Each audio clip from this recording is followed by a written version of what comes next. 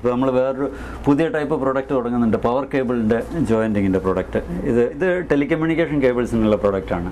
നമ്മളൊരു ഡൈവേഴ്സിഫിക്കേഷൻ എന്നുള്ള സിറ്റുവേഷനിൽ ഇത് കൂടാതെ നമ്മൾ പവർ കേബിൾ ജോയിൻ ചെയ്യാനുള്ള പ്രോഡക്റ്റ്. അതായത് പവർ കേബിൾ എന്ന് പറഞ്ഞു കഴിഞ്ഞാൽ ഹൈ വോൾട്ടേജ് കേബിൾസ്, ഇപ്പോൾ ഒരു 6.6 kV, 11 kV, 22,000 വോൾട്ട്സ്, 33 kV, ആ കേബിൾസിനുള്ള അക്സസറീസ് നമ്മൾ മാനുഫാക്ചർ ചെയ്യാൻ തുടങ്ങിയിട്ടുണ്ട്. അത് പക്ഷേ നമ്മൾ initially full fledged product electricity ബോർഡാണ് മെയിൻ കൺസ്യൂമേഴ്സ്. അവർക്ക് വിൽക്കാൻ ഉദ്ദേശിക്കുന്നില്ല. നമ്മളതിൻ്റെ കോമ്പണൻസ് എക്സ്പോർട്ട് ചെയ്യാനും അല്ലെങ്കിൽ വേറെ മാനുഫാക്ചറേഴ്സ് വിൽക്കാനാണ് ഉദ്ദേശിക്കുന്നത്.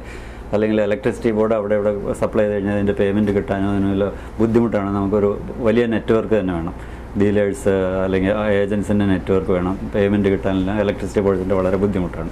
കേരളത്തിൽ ഇത് കൊടുക്കുന്നുണ്ട്? കേരളത്തിൽ സപ്ലൈ ഉണ്ടോ? കേരളത്തിൽ സപ്ലൈ ഇപ്പോൾ റെയിൽവേ കോൺട്രാക്ടേഴ്സ്, പ്രൈവറ്റ് കോൺട്രാക്ടേഴ്സ് എല്ലാം വാങ്ങിക്കുന്നുണ്ട്. പ്രൈവറ്റ് കോൺട്രാക്ടേഴ്സ് എന്ന് പറയുമ്പോൾ റെയിൽവേയുടെ ജോബ് ചെയ്ത് കൊടുക്കുന്ന ആളുകളുണ്ട്. ഇപ്പോൾ ഓരോരോ സെക്ഷൻ്റെ റെയിൽവേ ടെൻഡർ വിളിക്കാതെ ചെയ്യുമ്പോൾ അവർക്ക് കേബിൾ ജോയിൻ ചെയ്യാനായിട്ട് നെറ്റിൽ ഞങ്ങളുടെ അപ്രൂവ്ഡ് പ്രോഡക്റ്റ് ആയതുകൊണ്ട് ഞങ്ങളുടെ പ്രോഡക്റ്റ് വാങ്ങിക്കണമെന്നൊരു കമ്പൽസറി ഉണ്ട്.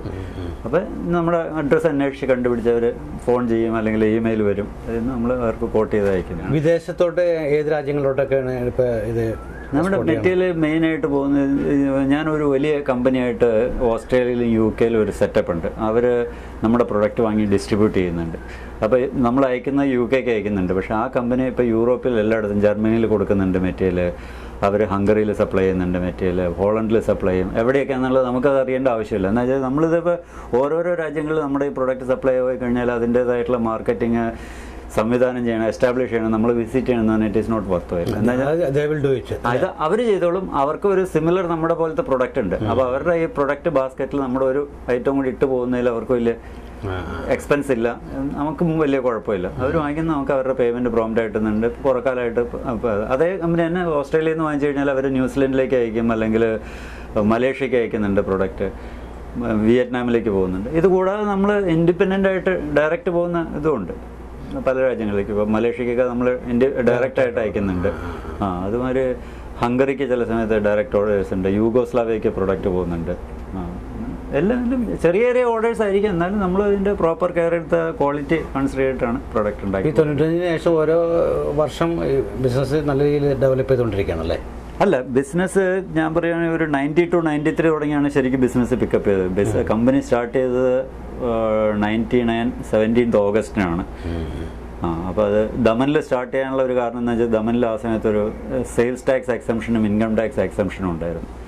സെയിൽസ് ടാക്സിൻ്റെ ഇപ്പോഴും എക്സംഷൻ ഉണ്ട്, പക്ഷേ അതുകൊണ്ട് ഇന്ന് വലിയ ബെനിഫിറ്റ് ഇല്ല. എന്ന് വെച്ചാൽ 2% സെയിൽസ് ടാക്സ് ഇന്ന്, സെൻട്രൽ സെയിൽസ് ടാക്സ് എന്ന് പറയുന്നത്. നമ്മുടെ സെയിൽസ് എല്ലാം ഇൻഡർസ്റ്റേറ്റ് സെയിലാണ്. അതുമാതിരി ഇൻകം ടാക്സിന് ആദ്യത്തെ 5 കൊല്ലത്തേക്ക് ഒരു എക്സംഷൻ ഉണ്ടായിരുന്നു.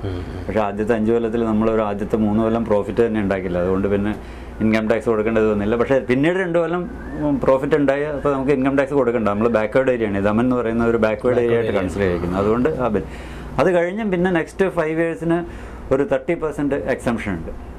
ആ 30% എക്സംഷനും കിട്ടിയിരുന്നു. ഈ തിരക്ക് പിടിച്ച ജീവിതത്തിനിടയിൽ ഇപ്പോൾ പറഞ്ഞിടത്തോളം എപ്പോഴും യാത്രകളും എക്സ്പോർട്ടിങ് കാര്യങ്ങളൊക്കെ ആയിട്ട് ഒരുപാട് ബിസി ബിസിനസ്മാനാണ്. അപ്പോൾ അതിനിടയിൽ നാടുമായിട്ടുള്ള കണക്ഷൻ എങ്ങനെ? കഴിഞ്ഞ കൊല്ലം ഞാൻ 6 പ്രാവശ്യം ഒരു കൊല്ലത്തിൽ നാട്ടിൽ പോയിരുന്നു. എൻ്റെ അമ്മ ജീവിച്ചിരിക്കുന്നുണ്ട്. അമ്മ 93-94 വയസ്സാണ്. ഞാൻ എവറി സെക്കൻഡ് എൻ്റെ ബ്രദറിന് ഫോൺ ചെയ്യുന്നു. അമ്മയുടെ പേരെന്താ? അമ്മയുടെ പേര് പങ്കജാക്ഷി അമ്മ. പങ്കജാക്ഷി അമ്മ. അപ്പോൾ അമ്മയ്ക്ക് ഇപ്പോഴും വയ്യാതിരിക്കുകയാണ്. അപ്പോൾ എത്ര മക്കളാണ്? ഞങ്ങൾ 5 പേര്. 5 പേരിൽ 2 പേര് ജീവിച്ചിരിപ്പില്ല. എൻ്റെ മൂത്ത ബ്രദർ മരിച്ചുപോയി. അല്ല, ആ മൂത്ത ബ്രദർ മരിച്ചുപോയി. എൽഡസ്റ്റ് ബ്രദർ മരിച്ചുപോയി. അദ്ദേഹം 93 മരിച്ചുപോയി. പിന്നെ രണ്ടാമത്തെ ബ്രദർ പൂനെയിൽ സെറ്റിൽഡാണ്. ബോംബെയിൽ ഉണ്ടായിരുന്ന ആളാണ്, ഇപ്പോൾ പൂനെയിലാണ്. മൂന്നാമത്തെ ആൾ നാട്ടിലുണ്ട്. പിന്നെ എൻ്റെ സിസ്റ്റർ ഉണ്ടായിരുന്നു. സിസ്റ്റർ മരിച്ചു 2 കൊല്ലം മുമ്പ്. സിസ്റ്ററിന് ബ്രെയിൻ ട്യൂമറായിരുന്നു. പിന്നെ കുടുംബമൊക്കെ എങ്ങനെ? ഭാര്യ എൻ്റെ വൈഫ് ഇവിടെ ഞങ്ങൾ ബോംബെയിൽ തന്നെയാണ് മീറ്റ് ചെയ്തത്. ആള് തൃശ്ശൂർ സ്വദേശിയാണ്. തൃശ്ശൂർ എവിടെ? തൃശ്ശൂർ പെരിങ്ങാവ് എന്ന് പറയും. പെരിങ്ങാവ് എന്നുള്ള സ്ഥലത്തു നിന്നാണ്.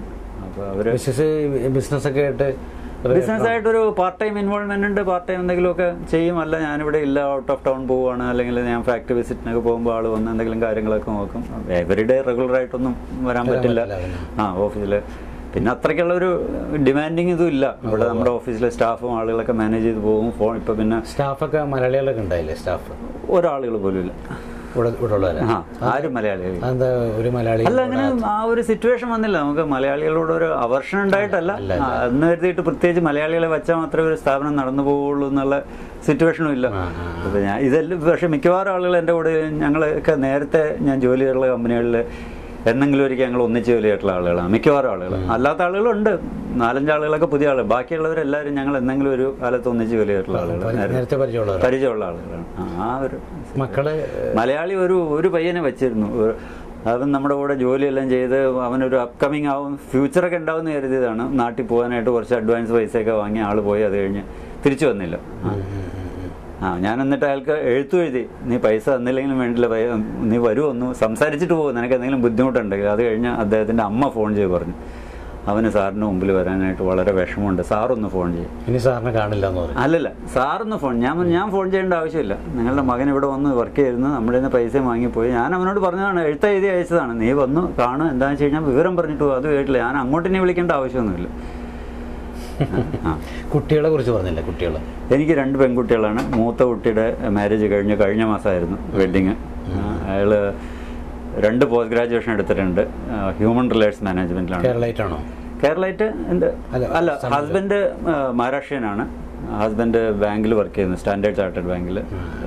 നമ്മുടെ മോള് സിഡ്നിയിൽ നിന്ന് human resource management post graduation എടുത്തു. അതിനു മുമ്പ് ബാംഗ്ലൂർ യൂണിവേഴ്സിറ്റിയിൽ ഇൻഡസ്ട്രിയൽ സൈക്കോളജിയിൽ പോസ്റ്റ് ഗ്രാജുവേഷൻ എടുത്തിരുന്നു. ബോംബെയിൽ നിന്ന് ഗ്രാജുവേഷൻ ചെയ്തു.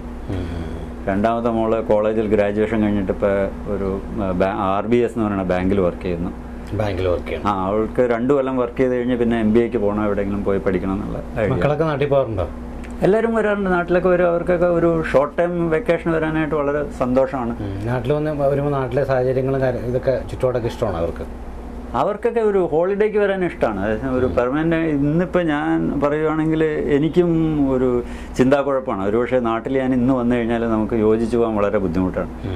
അതായത് ഈ നാട്ടിൽ പച്ചവെള്ളത്തിലും കുടിക്കുന്ന എല്ലാത്തിലും രാഷ്ട്രീയമുണ്ട്. നമ്മളവിടെ തന്നെ നിന്ന് പോയിരുന്നെങ്കിൽ നമ്മൾ അതിൻ്റെ കൂടെ ഇഴകിച്ചേരുമായിരുന്നു. ഇങ്ങോട്ട് ഇവിടെയാണെങ്കിൽ ആരെന്ത് ചെയ്യുന്നു എന്നുള്ളത് ഇപ്പോൾ ഞാൻ ഈ ഓഫീസിൽ തൊട്ടടുത്ത ഓഫീസിലുള്ളവർക്ക് അറിയില്ല, ഞാൻ എന്താ ചെയ്യുന്നതെന്ന് പോലും ഒരുപക്ഷെ അറിയില്ല. അല്ലെങ്കിൽ അവർ കാണുമ്പോൾ ഒരു ഹായ് ഹലോ പറയുന്നതല്ലാതെ ഒരു കൂടുതൽ ഫ്രണ്ട്ഷിപ്പ്, കൂടുതൽ എനിമിറ്റി ഇല്ല. നാട്ടിൽ അങ്ങനെയുള്ള കാര്യങ്ങൾ നടക്കില്ല. മറ്റുള്ളവരുടെ കാര്യങ്ങൾ ഇടപെടും, ശ്രദ്ധിക്കും. പിന്നെ അങ്ങനെയുള്ള ഒരുപാട് പ്രശ്നം ഇപ്പം ഞാൻ ആലോചിക്കും. ഇപ്പം ഇവിടെ നമുക്കിപ്പോൾ ഏകദേശം ഇത് ഞാനിപ്പോൾ ഇവിടെ 36 കൊല്ലമായി ബോംബെയിലായിട്ട്. അങ്ങനേതായിട്ടുള്ള നോക്കുമ്പോൾ ഇവിടെ ഒരുപാട് അഡ്വാൻറ്റേജസ് ആണ്. പക്ഷേ നമ്മൾ പഠിച്ചു വളർന്നത് നമ്മുടെ കുട്ടിക്കാലമൊക്കെ ഉള്ളതുകൊണ്ട് ആ ഒരു അറ്റാച്ച്മെന്റ് ഉണ്ട്. നമുക്കവിടെ സ്ഥലമുണ്ട്, ഒരു വീട് വയ്ക്കണം എന്നുള്ള. പക്ഷേ അവിടെ ഒന്ന് പെർമനന്റ് ആയിട്ട് നിൽക്കാൻ പറ്റുമോ എന്നുള്ളത് ഒരു ക്വസ്റ്റ്യൻ മാർക്കാണ്. എന്തായാലും ഈ കേരള വിഷൻ്റെ ഈ ബിസിനസ് സാർ എന്ന ഈ പരിപാടിയിൽ ചുരുങ്ങിയ സമയം കൊണ്ട് അരവിന്ദ് സാർ ഒരുപാട് കാര്യങ്ങൾ നമ്മുടെ പ്രേക്ഷകരോട് പറഞ്ഞ് അതിനൊരുപാട് നന്ദിയുണ്ട്. പിന്നെ വെസ്റ്റേൺ കേബിൾസ് ഇപ്പോൾ തന്നെ വളരെ ഉയർച്ചയിലാണെന്ന് മനസ്സിലാക്കാൻ കഴിഞ്ഞു. പക്ഷേ ജഗദീഷിൻ്റെ അനുഗ്രഹം കൊണ്ട് ഈ സ്ഥാപനം ഇനിയും ഒത്തിരി ഉയരങ്ങളിലോട്ട് പോകട്ടെ എന്ന് ഞാൻ ഈ അവസരത്തിൽ ആശംസിക്കുകയാണ്. നമസ്കാരം. ഇന്നത്തെ എപ്പിസോഡിൽ ബോംബെയിലെ വെസ്റ്റേൺ കേബിൾസ് ഉടമ ശ്രീ അരവിന്ദുമായി നമ്മൾ സംസാരിച്ചു, ഒരുപാട് വിശേഷങ്ങൾ പങ്കിട്ടു. അടുത്ത എപ്പിസോഡിൽ പുതിയൊരു മറുനാടൻ മലയാളിയായ ബിസിനസ്സുകാരനുമായി നമുക്ക് വീണ്ടും പരിചയപ്പെടാം. അതിനു മുമ്പ് നിങ്ങൾക്ക് വേണ്ടിയുള്ള ചോദ്യം ഇതാണ്: ഇന്ത്യയിലെ ആദ്യത്തെ മുഖ്യമന്ത്രി ആരാണ്? ചോദ്യം ഒന്നുകൂടി, ഇന്ത്യയിലെ ആദ്യത്തെ മുഖ്യമന്ത്രി ആരാണ്? നിങ്ങളുടെ ഉത്തരം എത്രയും വേഗം അടുത്ത താഴെ പറയുന്ന നമ്പറിൽ ഉടൻ വിളിച്ചറിയിക്കുക. ഞങ്ങളെ വിളിക്കേണ്ട ഫോൺ നമ്പർ 0484-231-7782 അല്ലെങ്കിൽ 83. ഫോൺ നമ്പർ ഒരിക്കൽ കൂടി 0484-231-7782 അല്ലെങ്കിൽ 83.